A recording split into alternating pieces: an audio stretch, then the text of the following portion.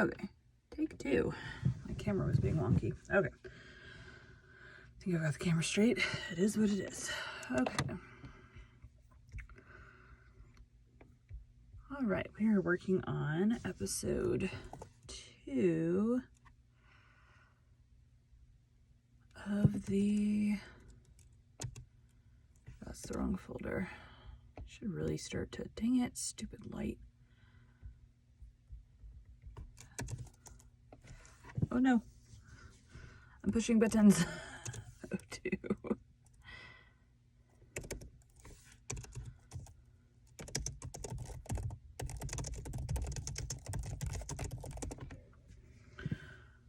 Okay.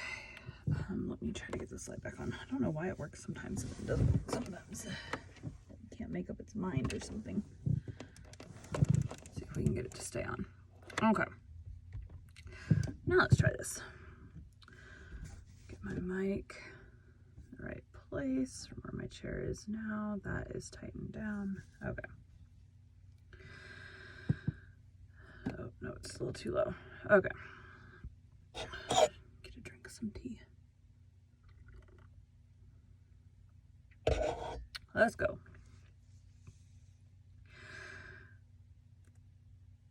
Welcome to Bite at a Time Books Behind the Story, where we answer the questions you have about your favorite classic authors. What inspired your favorite author to write their novels? What was going on in the world at the time? Follow along with us as we tell you what was happening in the world while your favorite authors wrote your favorite classics. My name is Bree Carlisle, and I love to read and wanted to share my passion with listeners like you. If you enjoy our show, be sure to follow us so you get all the new episodes. If you want to see exclusive behind the scenes of our show, join our Patreon. We would also love for you to drop us a rating on your favorite podcast platform and share our show with your friends. I have to move this. I'm trying unplugging it and plugging it into a different slot. See if that fixes it.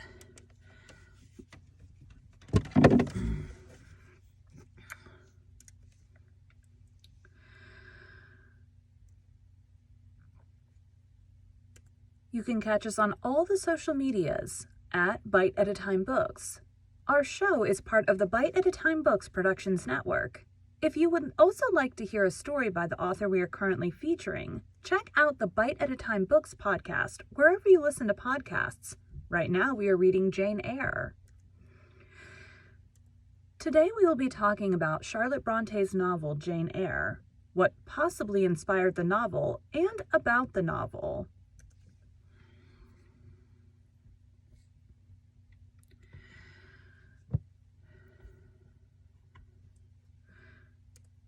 Jane Eyre, oh, clicked on the wrong page. Jane Eyre, originally published as Jane Eyre, an Autobiography, is a novel by English writer Charlotte Bronte, published under the pen name Currer Bell on October 16, 1847, by Smith, Elder and Company of London. The first American edition was published the following year by Harper and Brothers of New York. Jane Eyre is a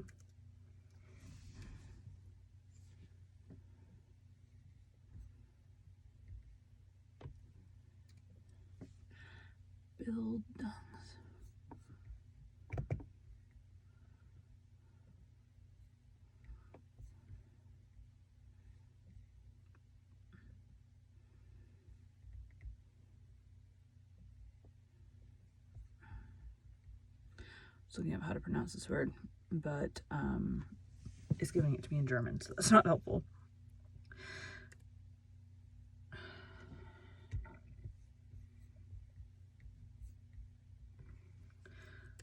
Jane Eyre is a Bildungsroman which follows the experiences of its eponymous heroine. Jane Eyre is a Bildungsroman which follows the experiences of its eponymous heroine, including her growth to adulthood and her love for Mr. Rochester, the brooding master of Thornfield Hall. The novel revolutionized prose fiction by being the first to focus on its protagonist's moral and spiritual development through an intimate first-person narrative, where actions and events are colored by a psychological intensity. Charlotte Bronte has been called the first historian of the private consciousness, and the literary ancestor of writers like Proust and Joyce. The book contains elements of social criticism with a strong sense of Christian morality at its core, and it is considered by many to be ahead of its time because of Jane's individualistic character and how the novel approaches the topics of class, sexuality, religion, and feminism. It, along with Jane Austen's Pride and Prejudice, is one of the most famous romance novels of all time.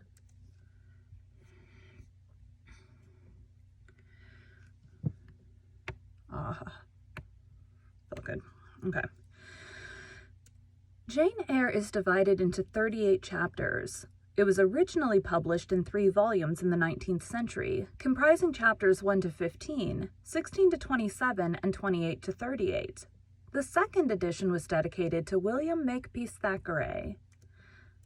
The novel is a first-person narrative from the perspective of the title character. Its setting is somewhere in the north of England, late in the reign of George III, 1760 to 1820. It has 5 distinct...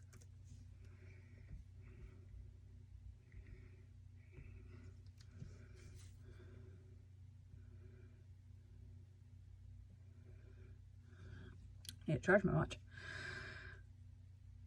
It has 5 distinct stages. Jane's childhood at Gateshead Hall, where she is emotionally and physically abused by her aunt and cousins. Her education at Lowood School, where she gains friends and role models but suffers privations and oppression. Her time as governess at Thornfield Hall, where she falls in love with her mysterious employer, Edward Fairfax Rochester.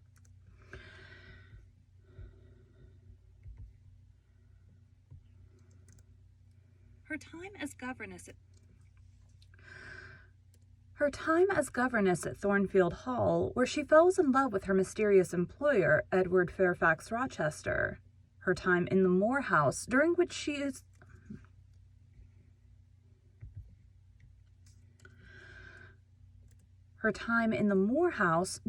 her earnest but cold clergyman cousin, St. John Rivers, proposes to her, and ultimately her reunion with, and marriage to, her beloved Rochester. Throughout these sections, it provides perspectives on a number of important social issues and ideas, many of which are critical of the status quo. The 5 stages of Jane's life.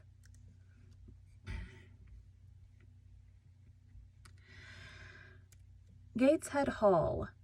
Jane Eyre, aged 10, lives at Gateshead Hall with her maternal uncle's family, the Reeds, as a result of her uncle's dying wish. Jane was orphaned several years earlier when her parents died of typhus. Mr. Reed, Jane's uncle, was the only member of the Reed family who was ever kind to Jane. Jane's aunt, Sarah Reed, dislikes her, abuses her, and treats her as a burden. Mrs. Reed also discourages her 3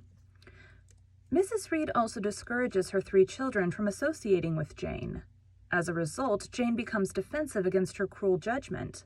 The nursemaid, Bessie, proves to be Jane's only ally in the household, even though Bessie occasionally scolds Jane harshly. Excluded from the family activities, Jane leads an unhappy childhood with only a doll and books with which to entertain herself. One day, as punishment for defending herself against her cousin John Reed, Jane is relegated to the Red Room, in which her late uncle had died. There, she faints from panic after she thinks she has seen his ghost. The Red Room is significant because it lays the grounds for the ambiguous relationship between parents and children, which plays out in all of Jane's future relationships with male figures throughout the novel. She is subsequently attended to by the kindly apothecary Mr. Lloyd, to whom Jane reveals how unhappy she is living at Gateshead Hall. He recommends to Mrs. Reed that Jane should be sent to school, an idea Mrs. Reed happily supports. Mrs. Reed then enlists the aid of the harsh Mr. Brocklehurst, who is the director of Lowood Institution, a charity school for girls, to enroll Jane. Mrs. Reed cautions Mr. Brocklehurst that Jane has a tendency for deceit, which he interprets as Jane being a liar. Before Jane leaves, however, she confronts Mrs. Reed and declares that she'll never call her aunt again. Jane also tells Mrs. Reed and her daughters, Georgiana and Eliza, that they are the ones who are deceitful, and that she will tell everyone at Lowood how cruelly the Reeds treated her. Mrs. Reed is hurt badly by these words, but does not have the courage or tenacity to show this.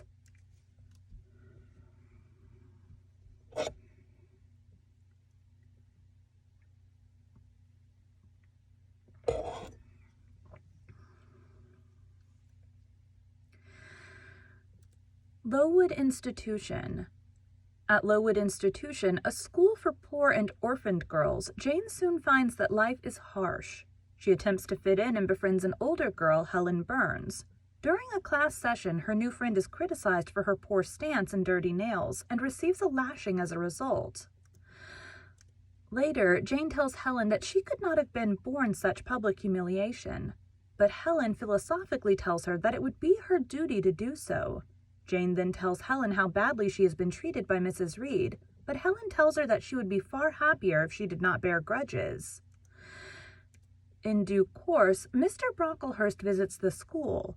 While Jane is trying to make herself look inconspicuous, she accidentally drops her slate, thereby drawing attention to herself. She is then forced to stand on a stool and is branded a sinner and a liar. Later, Miss Temple, the caring superintendent, facilitates Jane's self-defense and publicly clears her of any wrongdoing. Helen and Miss Temple are Jane's two main role models who positively guide her development, despite the harsh treatment she has received from many others. The 80 pupils at Lowood are subjected to cold rooms, poor meals, and thin clothing. Many students fall ill when a typhus epidemic strikes. Helen dies of consumption in Jane's arms. When Mr. Brocklehurst's maltreatment of the students is discovered, several benefactors erect a new building and install a sympathetic management committee to moderate Mr. Brocklehurst's harsh rule. Conditions at the school then improve dramatically.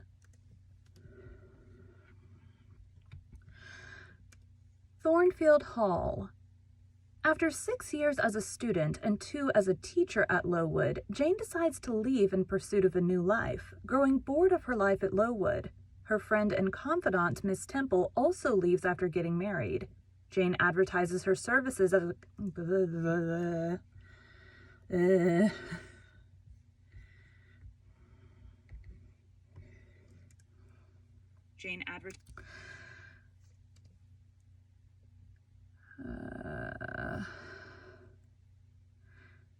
Jane advertises her services as a governess in a newspaper. Jane advertises her services as a governess in a newspaper. A housekeeper at Thornfield Hall, Alice Fairfax, replies to Jane's advertisement. Jane takes the position, teaching Adele Varens, a young French girl. One night, while Jane is carrying a letter to the post from Thornfield, a horseman and dog pass her. The horse slips on ice and throws the rider. Despite the rider's surliness, Jane helps him get back onto his horse. Later, back at Thornfield, she learns that this man is Edward Rochester, master of the house. Adele was left in his care when her mother abandoned her. It is not immediately apparent whether Adele is Rochester's daughter or not. At Jane's first meeting with Mr. Rochester, he teases her, accusing her of bewitching his horse to make him fall. Jane stands up to his initially arrogant manner despite his strange behavior. Mr. Rochester and Jane soon come to enjoy each other's company, and they spend many evenings together. Odd things start to happen at the house, such as a strange laugh being heard, a mysterious fire in Mr. Rochester's room, from which Jane saves Rochester by rousing him and throwing water on him and the fire, and an attack on a house guest named Mr. Mason.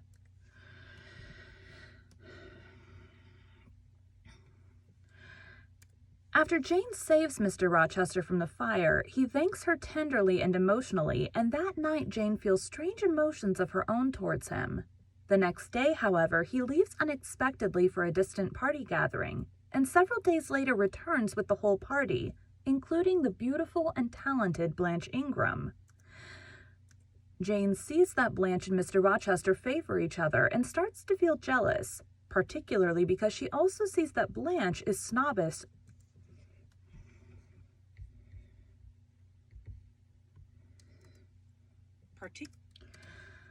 Particularly because she also sees that Blanche is snobbish and heartless. Jane then receives word that Mrs. Reed has suffered a stroke and is calling for her. Jane returns to Gateshead and remains there for a month to tend to her dying aunt. Mrs. Reed confesses to Jane that she wronged her, bringing forth a letter from Jane's paternal uncle, Mr. John Eyre, in which he asks for her to live with him and be his heir. Mrs. Reed admits to telling Mr. Eyre that Jane had died of fever at Lowood. Soon afterward, Mrs. Reed dies, and Jane helps her cousins after the funeral before returning to Thornfield. Back at Thornfield, Jane broods over Mr. Rochester's rumored impending marriage to Blanche Ingram. However, one midsummer evening, Rochester baits Jane by saying how much he will miss her after getting married, and how she will soon forget him. The normally self-controlled Jane reveals her feelings for him. Rochester then is sure that Jane is sincerely in love with him, and he proposes marriage. Jane is at first skeptical of his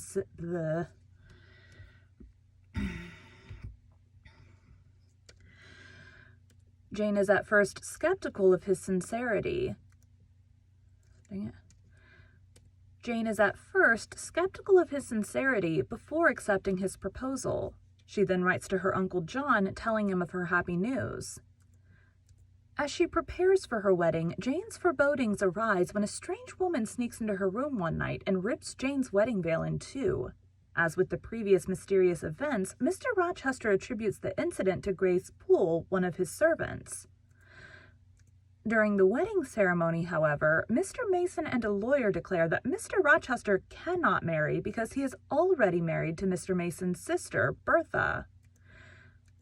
Mr. Rochester admits this is true, but explains that his father tricked him into the marriage for her money.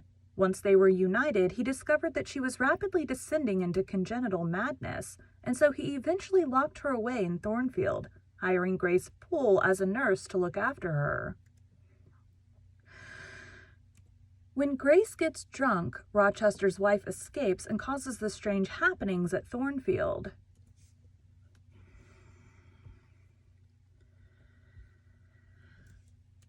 It turns out that Jane's uncle, Mr. John Eyre, is a friend of Mr. Mason's and was visited by him soon after Mr. Eyre received Jane's letter about her impending marriage. After the marriage ceremony is broken off, Mr. Rochester asks Jane to go with him to the south of France and live with him as a husband and wife, even though they cannot be married. Jane is tempted but must stay true to her Christian values and beliefs. Refusing to go against her principles, and despite her love for Rochester, Jane leaves Thornfield at dawn before anyone else is up. So we're doing a little, this little summary of the novel so that when we get into, briefly, what inspired it, it makes a little bit more sense.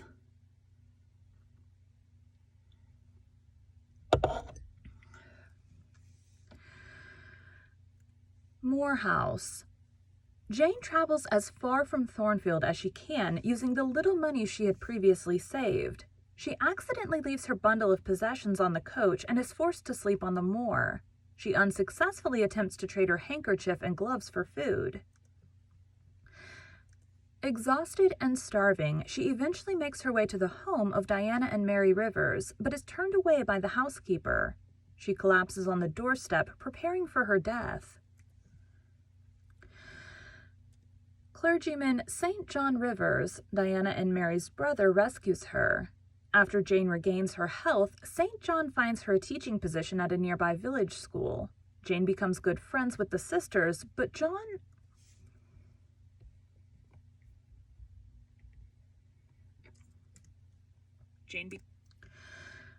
Jane becomes good friends with the sisters, but St. John remains aloof. The sisters leave for governess jobs, and St. John becomes slightly closer to Jane. St. John learns The sisters leave for governess jobs, and St. John becomes slightly closer to Jane. St. John learns Jane's true identity and astounds her by telling that her uncle, John Eyre, has died and left her his entire fortune of £20,000, equivalent to just over $2 million in 2021. When Jane questions him further, St. John reveals that John Eyre is also his and his sister's uncle. They had once hoped for a share of the inheritance, but were left virtually nothing. Jane, overjoyed by finding that she has living and friendly family members, insists on sharing the money equally with her cousins, and Diana and Mary come back to live at Moor House.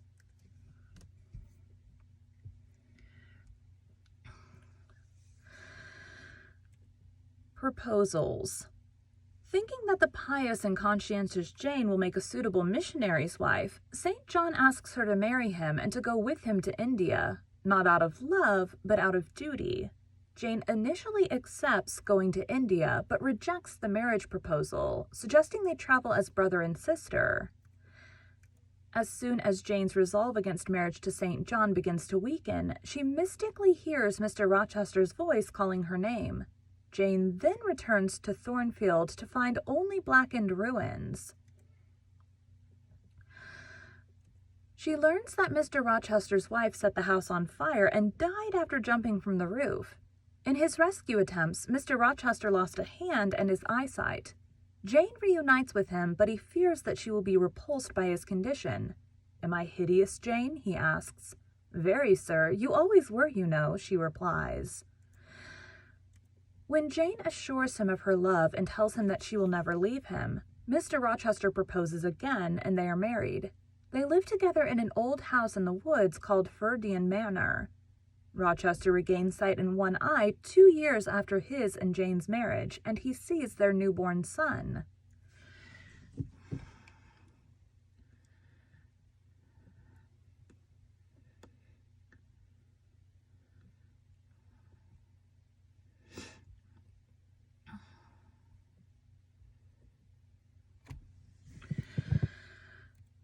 The early sequences in which Jane is sent to Lowood, a harsh boarding school, are derived from the author's own experiences. Helen Burns's death from tuberculosis, referred to as consumption, recalls the death of Charlotte Bronte's sisters, Elizabeth and Maria, who died of the disease in childhood as a result of the conditions at their school, the Clergy Daughters' School at Cowan Bridge, near Tunstall, Lancashire. Mr. Brocklehurst is based on Reverend William Carus Wilson, 1791 to 1859, the evangelical minister who ran the school. Additionally, John Reed's decline into alcoholism and dissolution recalls the life of Charlotte's brother Branwell, who became an opium and alcohol addict in the years preceding his death. Finally, like Jane, Charlotte became a governess.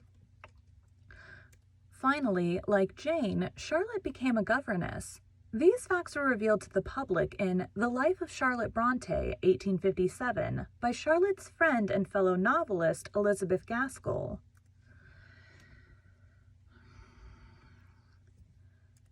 The Gothic manor of Thornfield Hall was probably inspired by North Lees Hall near Hathersage in the Peak District. This was visited by Charlotte Bronte and her friend Ellen Nussey in the summer of 1845, and is described by the latter in a letter dated July 22, 1845. It was the residence of the Eyre family, and its first owner, Agnes Ashurst, was reputedly confined as a lunatic in a padded second-floor room. It has been suggested that the white-collar hall in Lancashire, close to Haworth, provided the setting for Ferndean Manor, to which Mr. Rochester retreats after the fire at Thornfield. There are similarities between the owner of Ferndean, Mr. Rochester's father, and Henry Cunliffe, who inherited Wycollar in the 1770s and lived there until his death in 1818. One of Cunliffe's relatives was named Elizabeth Eyre, née Cunliffe. The sequence in which Mr. Rochester's wife sets fire to the bed curtains was prepared in an August 1830 homemade publication of Bronte's The Young Men's Magazine No. 2. Charlotte Bronte began composing Jane Eyre in Manchester, and she likely envisioned Manchester Cathedral Churchyard as the burial place for Jane's parents, and Manchester as the birthplace of Jane herself.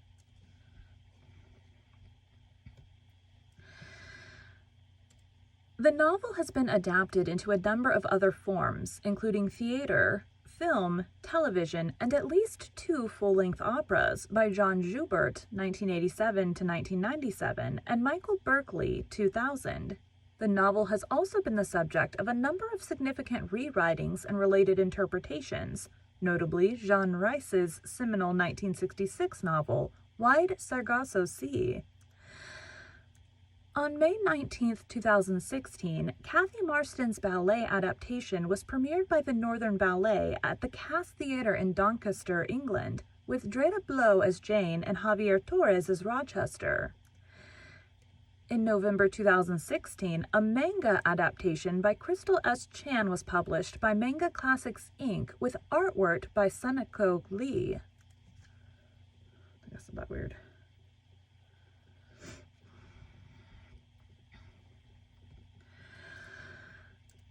Contemporary reviews. Jane Eyre's initial reception contrasts starkly to its reputation today.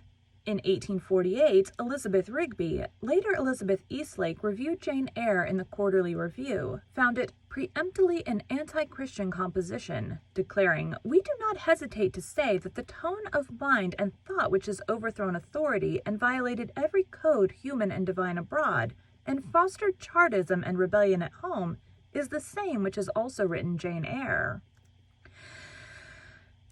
An anonymous review in The Mirror of Literature, Amusement and Instruction writes of the extraordinary daring of the writer of Jane Eyre. However, the review is mostly critical, summarizing, "There is not a single natural character throughout the work. Everybody moves on stilts. The opinions are bad. The notions absurd. Religion is stabbed in the dark. Our social distinctions attempted to be leveled, and all absurdly moral notions done away with." There were some who felt more positive about the novel.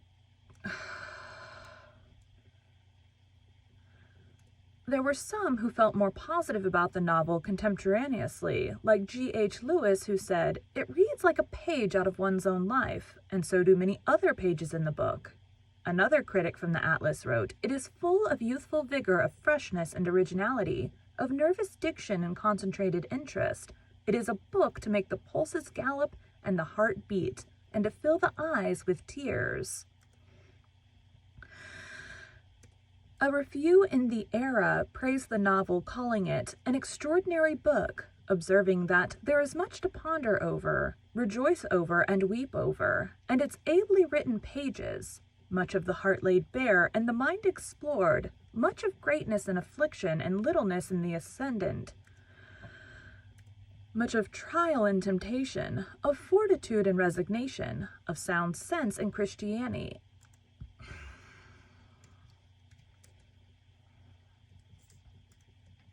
In the ascendant. Much of trial and temptation, of fortitude and resignation, of sound sense and Christianity, but no tameness.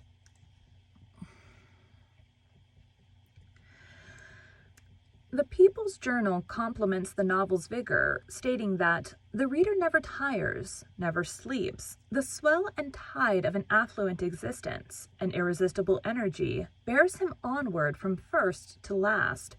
It is impossible to deny that the author possesses native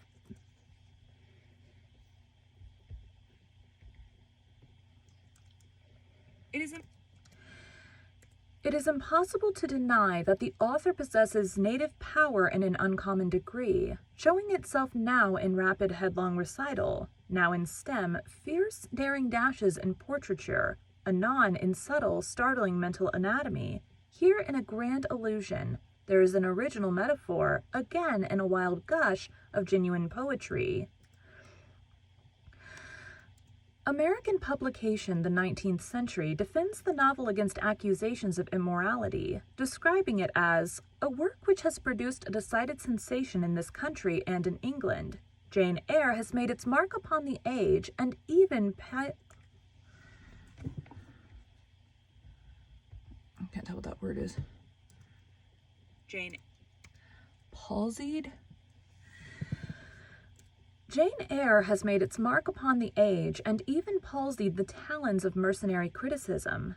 Yes, critics hired to abuse or paginerize at so much per line have felt a throb of human feeling pervade their veins. At the perusal of Jane Eyre, this is extraordinary, almost preternatural, smacking strongly of the miraculous, and yet it is true. We have seen Jane Eyre put down as a work of gross immorality, and its author described as the very incarnation of sensualism. To anyone who has read the work, this may look ridiculous, and yet it is true. The Indicator concerning speculation regarding the gender of the author wrote, "We doubt not it will soon cease to be a secret, but on one assertion we are willing to risk our critical reputation, and that is that no woman wrote it." This was our decided conviction at the first perusal, and a somewhat careful study of the work has strengthened it. No woman in all the annals of feminine celebrity ever wrote such a style, terse yet eloquent, and filled with energy bordering sometimes on almost rudeness. No woman ever conceived such masculine characters as those portrayed here.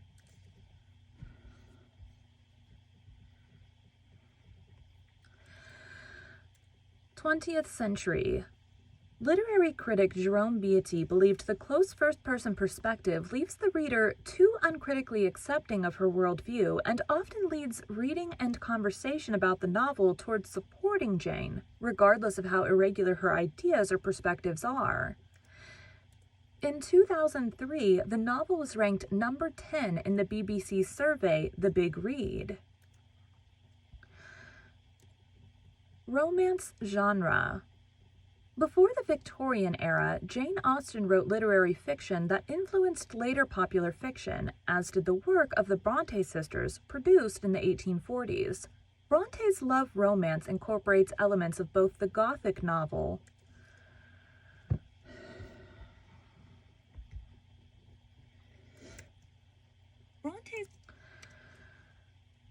Bronte's love romance incorporates elements of both the Gothic novel and Elizabethan drama, and demonstrates the flexibility of the romance novel form.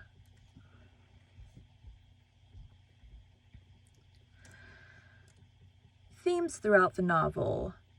Race. Throughout the novel, there are frequent themes relating to ideas of ethnicity, specifically that of Bertha, which are a reflection of the society that the novel is set within. Mr. Rochester claims to have been forced to take on a mad Creole wife, a woman who grew up in the West Indies and who is thought to be of mixed-race descent.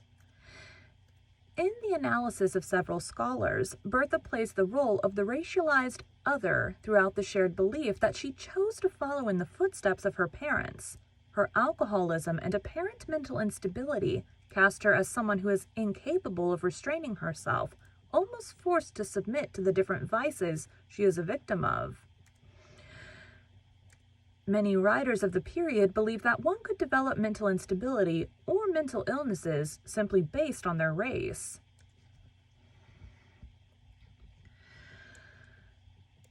This means that those who are born of ethnicities associated with a darker complexion, or those who are not fully of European descent, were believed to be more mentally unstable than their white European counterparts were. According to American scholar Susan Meyer, in writing Jane Eyre, Bronte was responding to the seemingly inevitable analogy in 19th century European texts, which compared white women with blacks in order to degrade both groups and assert the need for white male control. Bertha serves as an example of both the multiracial population and of a clean European, as she is seemingly able to pass as a white woman for the most part, but also is hinted towards being of an impure race, since she does not come from purely white or European lineage. Isn't that weird? Since she does not come from a purely white or European lineage. Excuse me. The title that she is given by others of being a Creole woman leaves her a stranger where she is not black, but is also not considered to be white enough to fit into higher society. I was hoping these episodes would be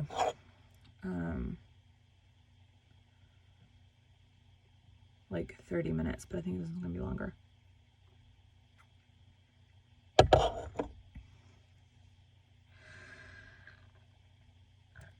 Unlike Bertha, Jane Eyre is thought of as being sound of mind before the reader is able to fully understand the character, simply because she is described as having a complexion that is pale, and she has grown up in a European society, rather than in an animalistic setting like Bertha.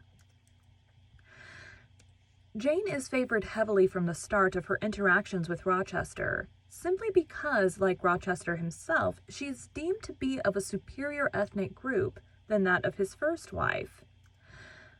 While she still experiences some forms of repression throughout her life, the events of the Lowood institution, none of them are as heavily taxing on her as that which is experienced by Bertha. Both women go through acts of suppression on behalf of the men in their lives, yet Jane is looked at with favor because of her supposed beauty that can be found in the color of her skin. While both are characterized as falling outside of the normal feminine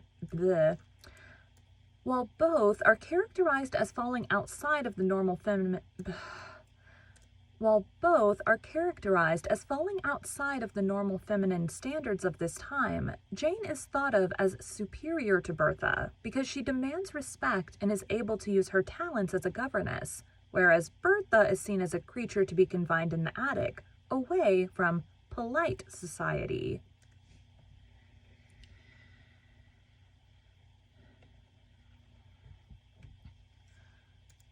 Feminism. The idea of the equality of men and women emerged in the Victorian period. R.B. Martin described Jane Eyre as the first major feminist novel, although there is not a hint in the book of any desire for political, legal, educational, or even intellectual equality between the sexes. This is illustrated in chapter 23, when Jane responds to Rochester's callous and indirect proposal. Do you think I am an automaton, a machine without feelings? Do you think because I am poor, obscure, plain, and little, I am soulless and heartless? You think wrong. I have as much soul as you, and full as much heart. I am not talking to you now through the medium of custom, conventionalities, nor even of mortal flesh. It is my spirit that addresses your spirit, just as if both had passed through the grave as we stood at God's feet, equal, as we are. The novel acted as a catalyst to feminist criticism with the publication by S. Gilbert and S. Gubar's The Mad Woman in the Attic, 1979, the title of which alludes to Rochester's wife. The Brontes' fictions were cited by feminist critic Ellen Moores as prime examples of female Gothic, exploring women's entrapment within domestic space and subjection to patriarchal authority, and the transgressive and dangerous attempts to subvert and escape such restriction. Both Wuthering Heights and Jane Eyre explore this theme. That is the end. I'll read my outro. Thank you for joining Bite at a Time Books Behind the Story today, while we answered some of the questions you have about one of your favorite classic authors. If you enjoyed our show, be sure to follow us so you get all the new episodes.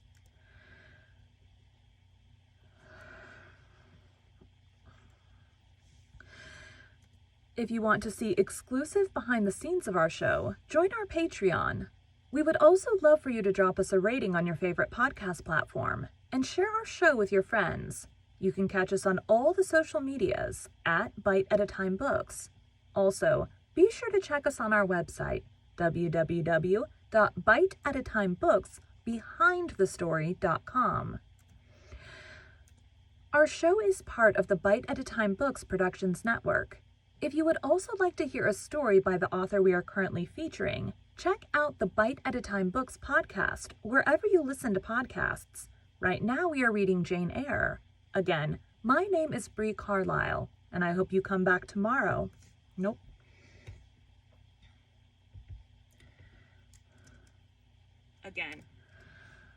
Again, My name is Bree Carlisle, and I hope you come back next week when we answer more questions about one of your favorite classic authors.